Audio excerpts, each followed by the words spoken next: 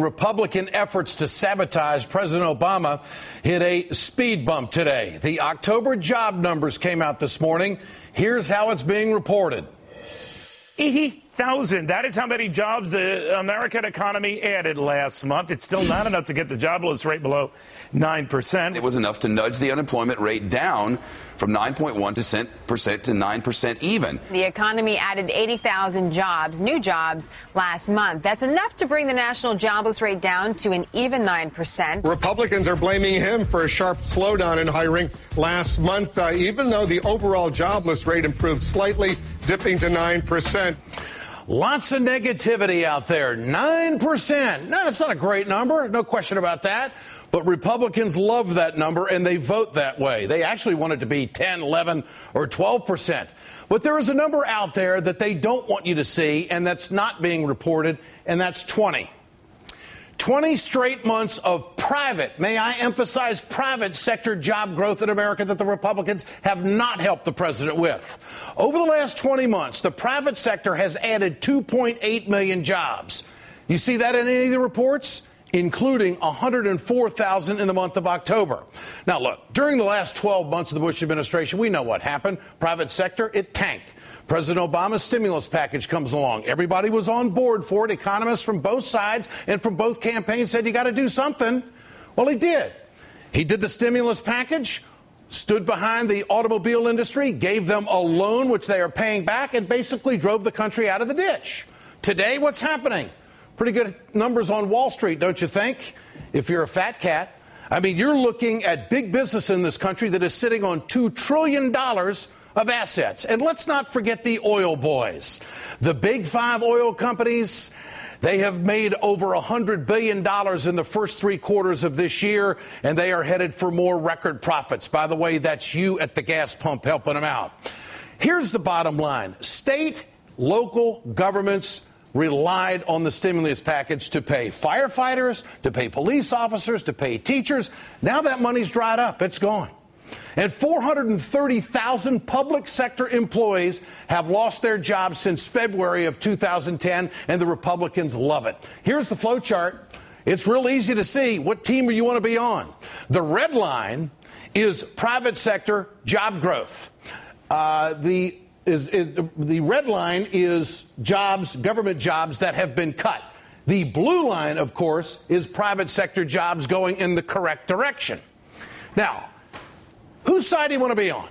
When you take a look at what's happening in Ohio, this is all these Republican governors who want to cut jobs. That's what they want to do. They want to get rid of the firefighters. They want to get police officers. They want to cut education. All of the Republican governors that have been elected, that's where they want to go. They don't want to help Obama do this. They don't want to help the Democrats do that.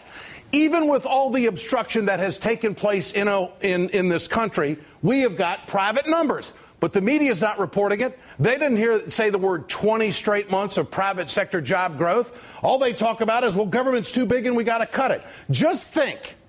If we would tax the top 1% in this country, what our job numbers would be. Rising tide lifts all boats, right? On Thursday, the Republicans blocked a bill which would have created hundreds of thousands of construction jobs by taxing the top 2%. The president called them out from the G20 summit today in France.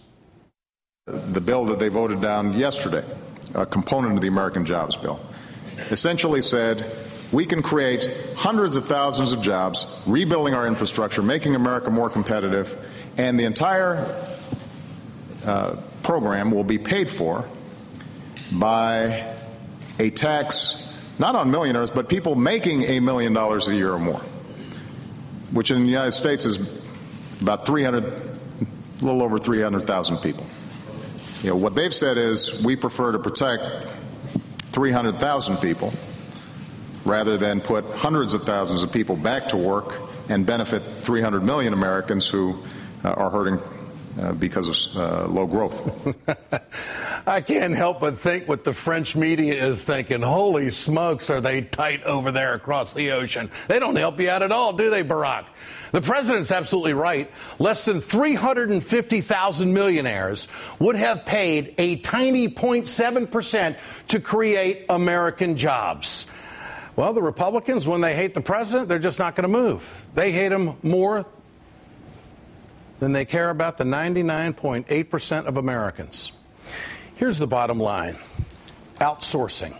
The Republicans have been against jobs staying in this country. They think it's all to the bottom line. What was the story this week? Whirlpool, 5,000 jobs. Republicans love it because it makes those numbers look really bad for President Obama. Let's not forget the 120,000 postal workers that are going to be cut because the righties in the lame duck session of the Congress of 2006, they dropped a bombshell on the Postal Service telling them that they had to pre-fund their health care and their retirement 75 years in advance in a 10-year window. Let's not forget that. How about the radical governors of Walker, Kasich, Christie, Snyder, and Scott?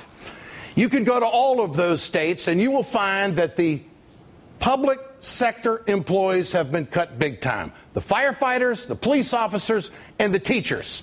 And where have the tax cuts gone? To the top 1%. And oh, by the way, I think those Republican governors are just as guilty as the Republicans in Washington. Whose side are you on? I ask this question often.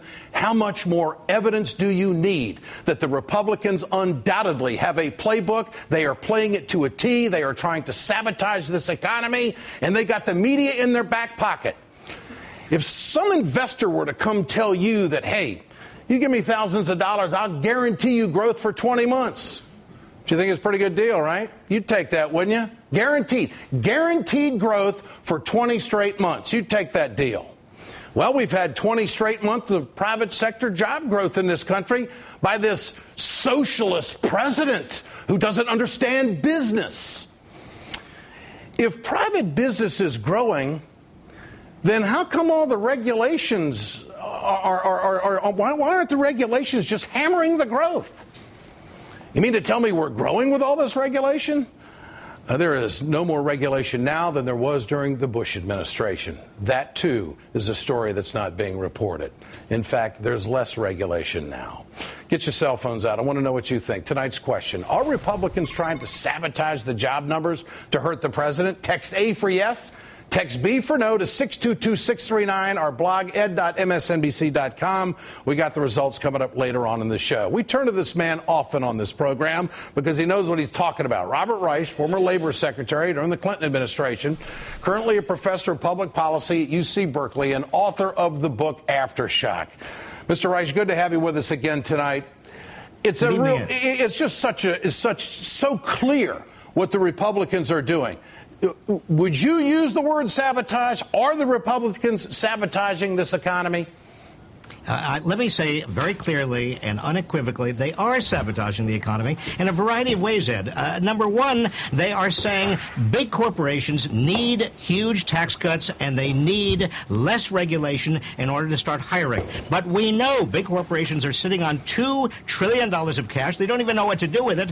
And we also know the ratio of profits to wages is higher than it's been since before the Great Depression of the 1930s. I mean, corporations don't need any more money. The big problem is on the demand side. That is, there are not enough customers, and there are enough customers to create 80,000 new jobs in October. But if we had more work, if we had more infrastructure, if we had a bigger jobs program, if Republicans went along with that jobs program, we'd have even more jobs. Instead, they are slicing and dicing public sector jobs. We lost 24,000 of them in October, and that means there are more people who are unemployed who don't have money to turn around and buy things and keep other people employed. You see, what the Republicans want is basically a lousy economy come Election Day 2012, because they want to get rid of, as Mitch McConnell keeps reminding us, that's their number one goal, not jobs, getting rid of President Obama. And in the midst of all of that, we have to ask the question, if the private sector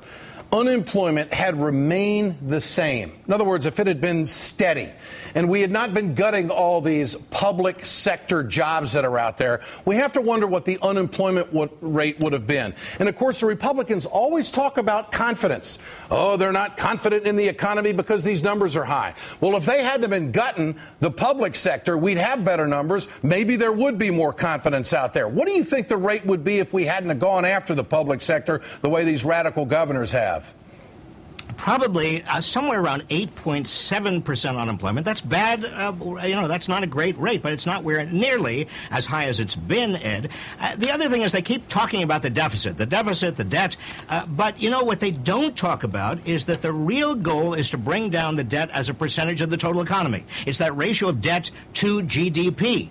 And if you don't get jobs back, if you don't have growth right now, that ratio gets worse and worse and worse.